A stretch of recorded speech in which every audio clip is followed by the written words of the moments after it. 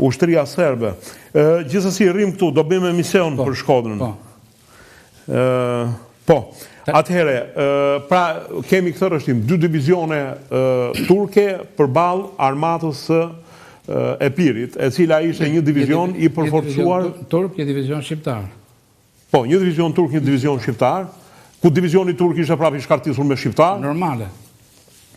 Dhe kemi përballë armatën e Epirit, që përbëhet nga divizioni e Epirit dhe i përforcuar me regjimente. Me andarte, me të trupat Evzoni që në veshur kështu si anautët me fustanella, me luftë kuq. Qylaf të kuq. Trupat të zgjedhura, Evzon gjatare, thoshin, Evzon gjatare, trupat të zgjedhura.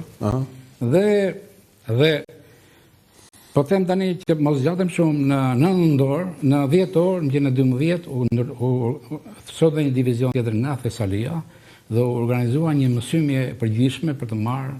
Në 10 orë 1912, ndërkohë Shqipëria ishte shpallur e pavarur. Po. Ismail Qemali kërkoi që të mbrohej Janina? Po. Sepse ka fjalë që thonë që Ismail Qemali bëri pakt me grekët që të lëshojë Janina. Jo, Ismail Qemali mori vendim dhe që të mbrohet me çdo kusht Janina dhe i dërgoi, si thua, njoftim atyre rrethave Beratit, Gjerkasit, Delvinës, që të Janinës që të merrin masa për ndihmuar mbrojtjen e Janinës. Bile dërgoi me difrasër, një ministër